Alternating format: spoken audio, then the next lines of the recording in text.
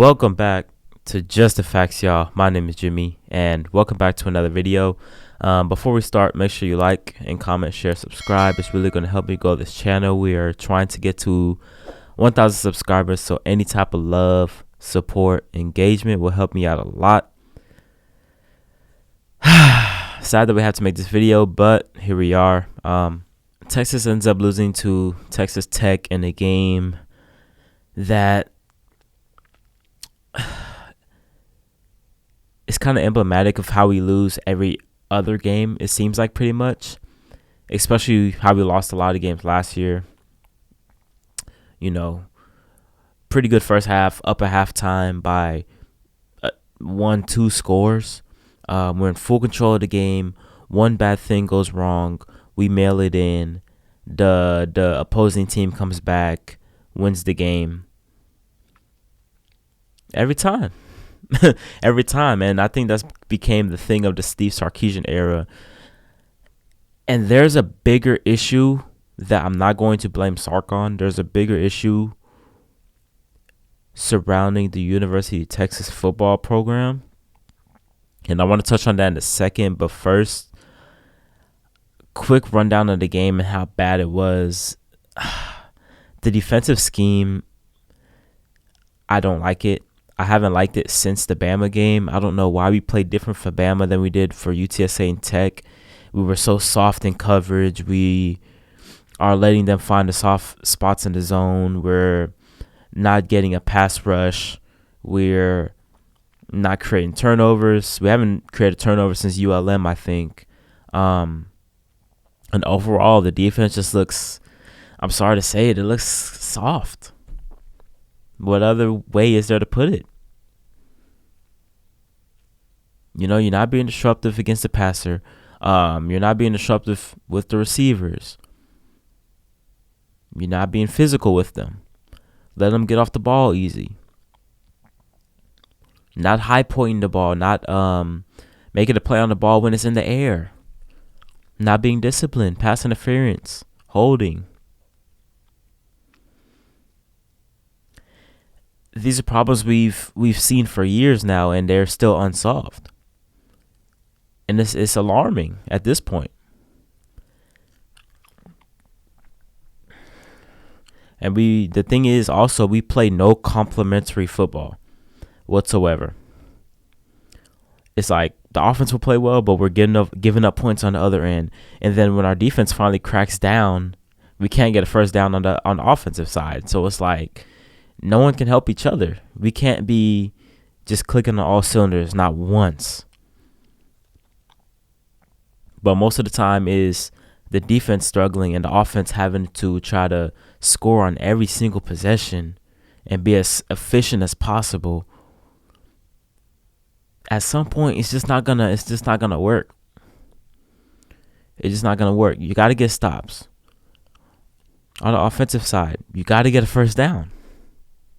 We can't do either of those things like together. It seems like we can't walk and chew gum at the same time as a team. And with the talent that we have, that's inexcusable. The guys we bring in and year out,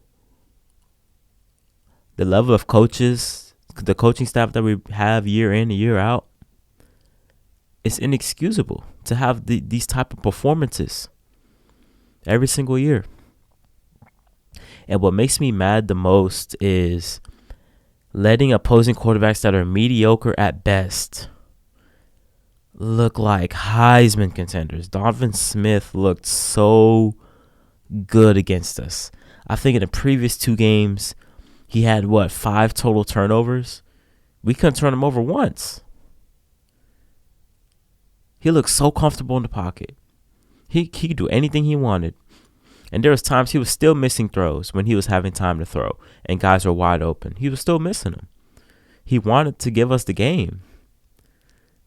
And we didn't take advantage of it, man. We do this all the time. We made Max Duggan look like the next coming to Tim Tebow. We make guys that aren't supposed to look like superstars. We made Frank Harris of UTSA look like Kyler Murray. You know what I'm saying? So it's gotten to a point where it's gotten so frustrating. We have to ask a bigger picture question, and that is the mental toughness aspect of the players that we have on a yearly basis. What is causing all of this? What's causing us to revert back to old ways? What's causing us to not be able to grow? What's causing us to keep running into the same problems year in and year out? Different players, different coaches. It's the same thing. We're losing in the same fashion that we did with Tom Herman too. Now Charlie Strong, that was like a whole nother thing. We were just awful with him. Don't even get me started on that. But there's a mental toughness issue at the University of Texas, and it's hard to say like that comes from recruiting, because it's like how can you know if a guy is going to be mentally tough or not until he comes to the 40 acres.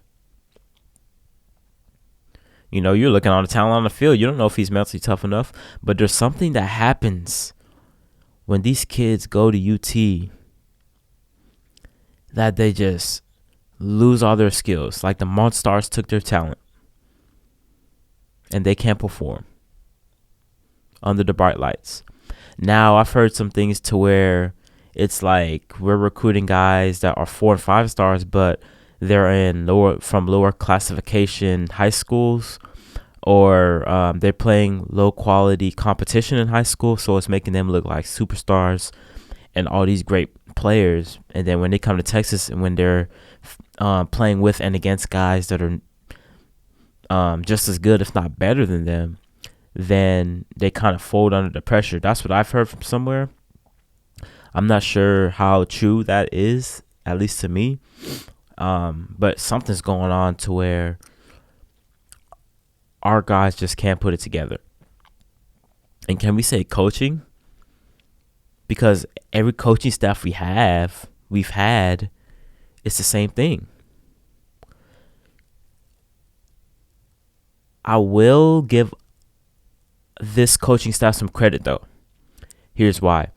I think, better than any other coaching staff recently, even with Tom Herman, this coaching staff right now, they're putting players in positions to make plays. They're putting players in position to be great. And the players aren't taking advantage of it. The players aren't executing.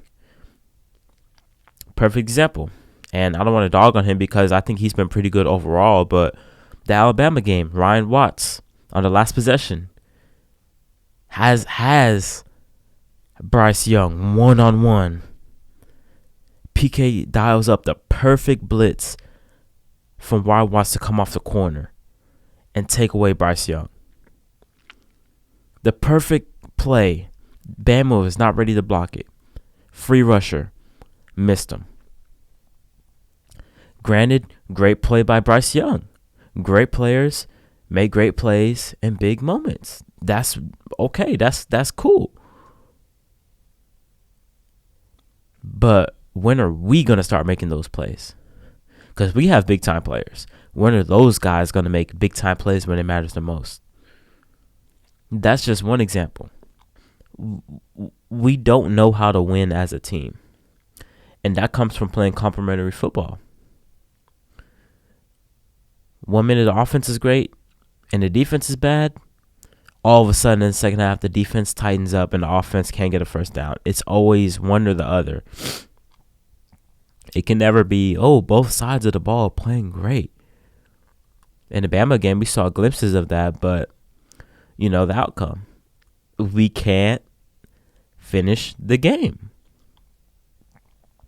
All these games, the games we've lost this year, all the games we've lost last year, all the games we lost in 2020, every single one of those losses, we don't get blown out. We have a legitimate chance to win those games. Every single one. If y'all want to give y'all a rundown, I can. The Texas Tech game, we're up 2 scores. You got to finish that game. Bijan, as much as I love you, you cannot fumble the football on the first play of overtime. The Bama game. Bama had 15 penalties, the most they've had in the saving era, I think, ever. Had them beat. The Ryan Watts play. We were settling for field goals every time we get in the red zone. And we're in the red zone, 5 times in that game? 3 field goals. A touchdown and a turnover on downs, I believe, in the red zone in that game. Got to finish it.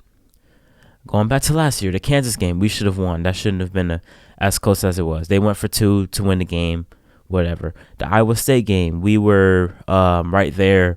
It was a tie game at halftime. Or we were up at halftime. They came out in the second half, blew us out the water. We gave up. The West Virginia game, I don't remember that one because I think that was like kind of when I stopped watching the games. I'm not going to lie. But we were up in that game too, I believe. The Baylor game, we were up at halftime, blew it in the second half. The Oklahoma State game, this is another example. The Oklahoma State game last year. Top 10, top 15 team, Oklahoma State. They come in Austin. We're about to go up 17 right before halftime. I believe this is how it went. We're up 10. We're about to go up 17 right before halftime. We're in the red zone. Casey Thompson throws a pick 6. They take it to the house. It's a 3-point game at halftime instead of a potential 17-point game at halftime. They come out in the second half, take over, and win the game. When one bad thing goes wrong, we mail it in. It doesn't matter. The Oklahoma game. Caleb, we're up 28-7 in the first quarter. We're up 30-20. The Caleb Williams play. We stop him on that 4th down. I think at that point it was 28-7. And Oklahoma had 4th and 1. We got in the backfield on that play. If we somehow stop him on that play, the game's over. Mid-second, early first play to second quarter, that was. Because they could not stop our offense at that time. We're up 20-7. Caleb Williams has the 4th and 1, takes it to the house. Everything falls apart from there. We do not know how to win. Our mental toughness is not where it needs to be. How do we change that? I have no idea because it's been the same way for years. No matter who the head coach is, no matter who the players we have are. There's something in the air at University of Texas that changes these guys, man. If y'all know what it is, y'all let me know. I think it's a combination of a lot of things, but I cannot pinpoint what it is, man. And we can't look for immediate fixes or immediate heroes or changes or one thing is going to fix everything. Oh, if we had Quinn, we would have won the game. Yeah, we should have won the game regardless of Quinn. Against Tech and against Bama. Should have won the game without Quinn as well. We would have won those games with Quinn? I think so. We got to be able to win those games without him because we were in the opportunity to win both of those games without him. Finish the deal. Oh, if Worthy was playing in the second half, we should have won the game. Oh, let's fire PK and hire Gary Patterson as defensive coordinator. We're gonna revolve defensive coordinators every year. Am I like what PK is doing right now? No, but is the solution just to change DCs again for the 4th time in 4 years? Not give these defensive players any continuity? It's not gonna work. As great as Gary Patterson might be. And if Gary Patterson doesn't work out, we're going to say, oh, fire Gary Patterson and hire this guy. It's the same cycle. So as Texas fans, we have to be patient as well. And as hard as it is, being patient for 12 years, I know it's hard, but we have to do it. We have to do it. Is the season over? No, it's not. As much as it may seem like the sky's falling and all this is happening, it's not over. It's not over. Take it back to 2018. We lost to Maryland game 1 for the second straight year.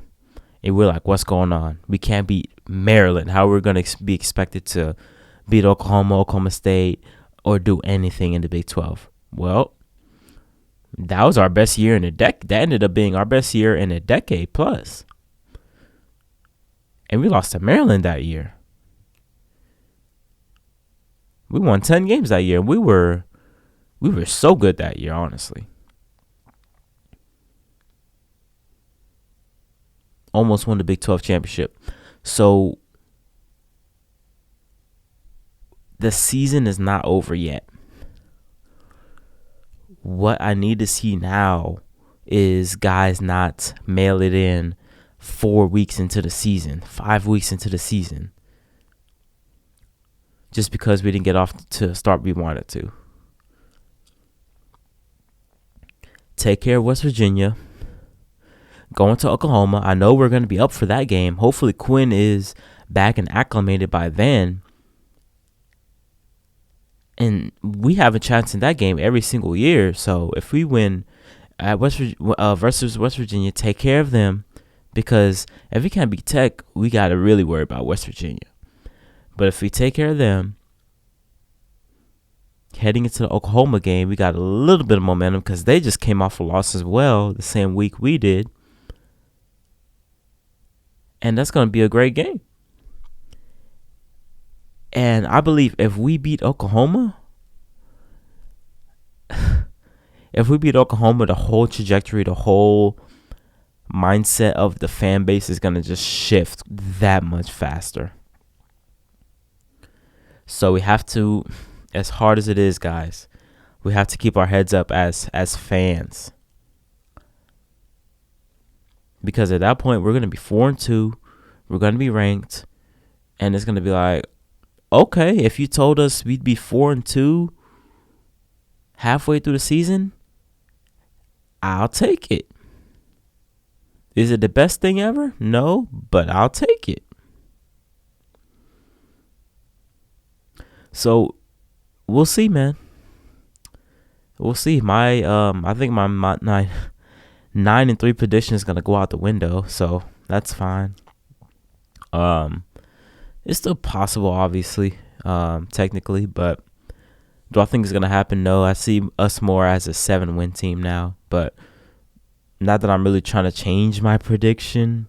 It's just like, okay, I see us going 7-5 now because based off the evidence, based off what we've seen, my opinion is going to change off of that. So we might be a 7-5 team. Is it a success? Depends how you look at it. We were 5-7 last year. Were we expecting us to be a 7-win team when we were tied in the fourth quarter with Bama? No, but that's just how the cookie crumbles sometimes.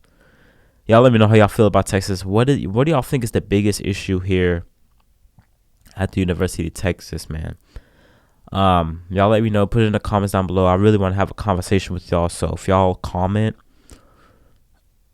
I'll have a conversation with y'all. Go back and forth respectfully. We can talk about it. Get it off your chest. This is therapy for me. This is therapy for y'all as well. So that's all I got, man. Make sure y'all like, comment, share, subscribe. And I'm out. Peace.